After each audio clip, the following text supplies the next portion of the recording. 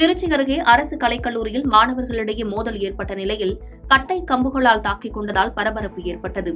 திருச்சி மாவட்டம் முசிறியில் அறிஞர் அண்ணா அரசு கலைக்கல்லூரி இயங்கி வருகிறது.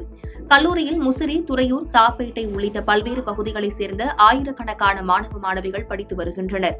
இந்நிலையில் 1ஆம் ஆண்டு படித்து வரும் ஒரு மாணவருக்கும் 3ஆம் ஆண்டு படித்து வரும் மாணவருக்கும் இடையே தகராறு ஏற்பட்டதாக கூறப்படுகிறது. இதையடுத்து ஒரு தரப்பை சேர்ந்த மாணவர் தகராறு குறித்து தனது அண்ணனுக்கு தெரிவித்துள்ளார். இதையடுத்து அந்த மாணவனின் சகோதரர், உறவினர்கள் மற்றும் நண்பர்களை அழைத்துக் கொண்டு கம்பு கட்டைகளால் எதிர்த்தரப்பு மாணவனை அடித்ததாக கூறப்படுகிறது.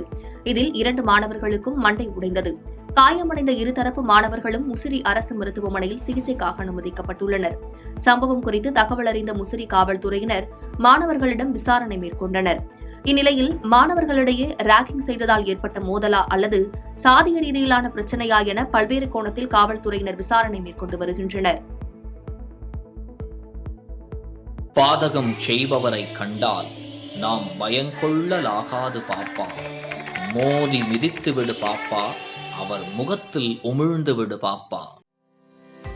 அண்மை செய்திகளை உடனுக்குடன் தெரிந்து கொள்ள இணைந்திருங்கள் இயம்நாடு தொலைக்காட்சியுடன்.